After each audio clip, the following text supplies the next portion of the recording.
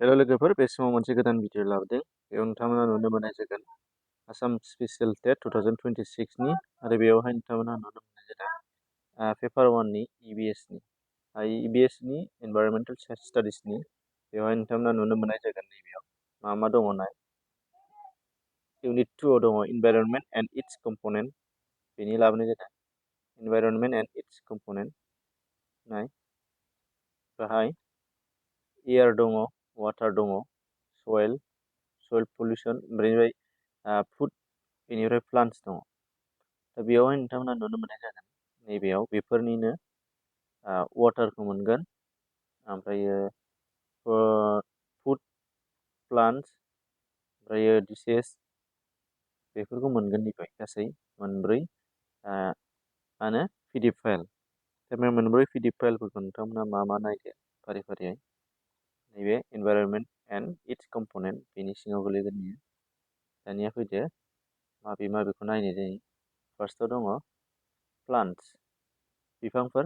दा बेनि सायाव नायदो बिफां एबा प्लान्टसफोर। दा बिफाङा मोनबेसे रोखोमनि मा दा बेखौ आङो सानदों नोंथांमोननि थाखाय भिडिअखौ गोबाव जाजानो गिनानै गासिखौबो बेखौ खनसे खिन्थानानै PDF फाइलखौ डाउनलड खालामना लानो थिननोसो नागिरदों। मानो होनबा गोबाव जाथारगोन बेखौ फरायनांगौआ माखासे खेबसेयैनो समनि आंखालखाय नोंथांमोननि सुबिदानि थाखायबो मोनब्रै लाबोनाय जादों जिहेथु। बेखायनो नोंथांमोना बेखौ लिंकआव थांनानै मोनफा डाउनलड खालामना लानानै नट खालामनो हागोन। गोनां जादोंबा डाउनलड खालामनानै लानोबो हागोन बे आरो। नैबे जेरै प्लान्टस दङ, प्लान्टसनि बे पेज मोननै दङ प्लान्टसनि बिफांफोरनि। बेनिफ्राय बे पेज मोननैनिखौ प्लान्टस होनानै नोंथांमोना मोनखागोन PDFखौ लिंकआव। दाना नायदो बाहाय एनिमेलावबो दङ, नोंथांमोना बेयाव नायदो। एनिमेलखौ पेज मोननै नोंथांमोना बेयाव मोनगोन एनिमेलनि बागै। जे गासैखौबो फरायलांनो हाला, गोबाव जाथारगोन। बेनिफ्राय आरो मोनसेया जाहैबाय निफ्राय food and nutrition. Foods and nutrition बेयाव नाय। फुड्स एन्ड निउट्रिसनाव जोङो मोननै बाहागो मोननो हागोन। मोनसेया आदार जानाय रोखोम आरो मोनसेया निउट्रिसन एबा हिसाबै जोङो भिटामिन्सफोरखौ गोसोआव लानांगोन। भिटामिन बे भिटामिननि आंखालाव मा बेराम जायो। फुड्स एन्ड निउट्रिसन बे भिटामिनफोरनिफ्राय भाइरासफोरनिफ्रायथ' मोनसेबो मोननै फैखायोनोखा। दा नैबे आंनि नट्सनि नङाबाबो बे मोनसे पार्टखौ इउनिटखौ नायथार मोजाङैनो। प्लान्टस, वाटार, बेफोरनिखौथ' जों इजियैनो हायो। नाथाय नैबे डिसेसनिया गोसोआव लानो गोनां, मानो होनबा बेयो जोंहा साइन्सनि जाहैबाय। बेयाव जोङो भिटामिन्सफोरखौ गोसोआव लानांगोन, ओमफ्राय बेरामफोरखौ गोसोआव लानांगोन, माजों माबेया हामो एसे गोसोआव लानांगोन, माबे बेरामनि लक्षणा माबादि बेफोरखौ एसे गोसोआव लानांगोन। बेफोरखौ बांसिन फैनाय नुनो मोननाय जायो। नैबे वाटार, सयल, बेनिफ्राय एयार पलिउसन बेफोरखौ फैयोबाबो खुब जोङो कमन गोलैखायोआनो, गोरलैयानो होनजायो, हायोआनो। ओमफ्राय नैबे भिटामिनफोरखौ हानो नागिरो। दा अब्ला जेखि जाया मानो अब्लाबो नाय, खनसेसो नाय। नैबे आंनिजों थोजासे नङा बेखौथ' आं बुंखागासिनोखा। जेसेबां हायो कालेक्ट खालाम। वाटारनिखौ नायदो, दैनिखौ वाटार, बेवहाय नायदो। दै खफ' जायो 100 डिग्रि सेलसियासआव, बेखौ जों बयबो मिथिखागौ, नायनांला बेखौ। बेनिफ्राय नैबेथिं ओरै फारि फारि बोलांनोसै, नायसै। हेभि वाटारा बेसेबांनिफ्राय बेसेबांसिम। हेभि वाटारनिखौ इन्ट्रडिउस खालामनाया सोरनो?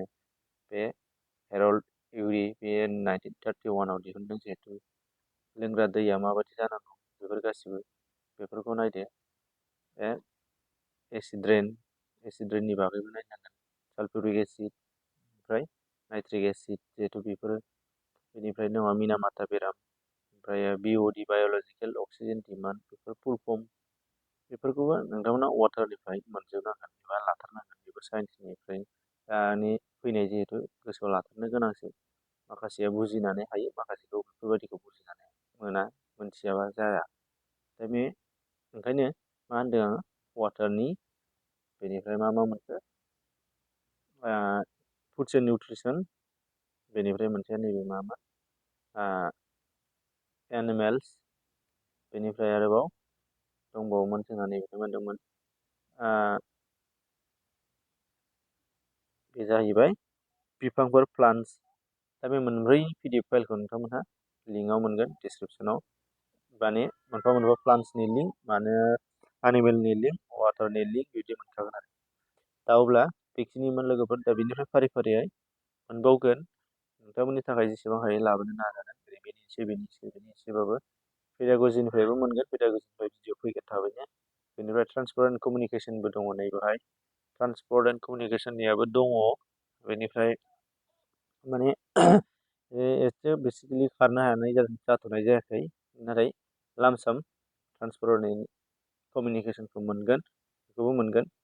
माने देग्लाय EBS आव इसेबां गोरा सिलेबास हाबनानै थायाखै, देग्लायनिया एसे गोरलैसो नायनानै नुखाबाय। ICT निखौ नायनांगोन, ICT निफ्राय गोबां फैयो कुइसना। 4 मार्क्सआव होदों बेयाव 1 मार्कसो गोलैगोन। 4 मार्क्स मोनफा मोनफा गोलैखानाय। Nature and scope environmental studies बेयाव 1 फैगोन। Objective and teaching environmental studies बेयाव मोनसे 1 फैगोन। Different approaches of teaching environmental studies बेयाव मोनसे फैगोन। Use of ICT in teaching environmental studies बेयाव बे मोनसे 1 फैगोन। 4 मार्क्स नालाय 1 फैजोबगोन बेफोर।